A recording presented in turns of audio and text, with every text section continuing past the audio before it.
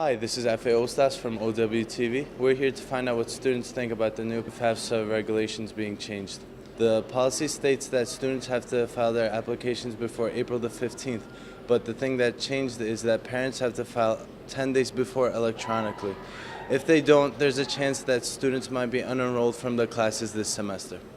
We spoke with Mildred O'Keefe, Director of Financial Aid, about this policy change.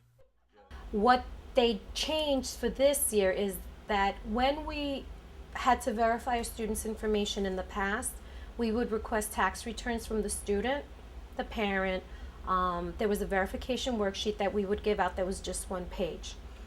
The government now changed that. We can't accept tax returns. We have to have the student and the parents request a transcript from the IRS. It's free. There's no charge for it. But it takes time to get it. As a tip, I think it's better if you start it as soon as possible, because that way if you have any confusion or anything, you can always come back to your counselor and ask any questions, because sometimes it could get tricky. Why the government changed this, I have no idea, but it's creating a headache for everybody. The students, because they're not used to it. Have you filed your Fafsa yet? I'm in the process. I'm not finished. Okay, do you know that your parents have to file electronically 10 days before April the 15th? No. And do you know that if you don't, you might be unenrolled because you might not be able to pay for your college tuition? I had no idea. Wow.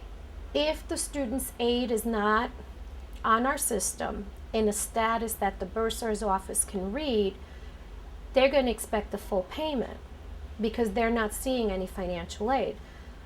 The student doesn't pay, then that's when they run cancellations, and then the student will get dropped, then the student has to come in person to get re-registered. So it does become quite a process. What do you think will happen if you don't file for FAFSA? I think you will have to pay out of your pocket.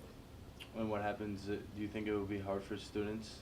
Yeah, because then now you got to keep up with the payment, and you got to worry about like if it's right, if it's too much, or if I have enough money. Do you think many students will become unenrolled now?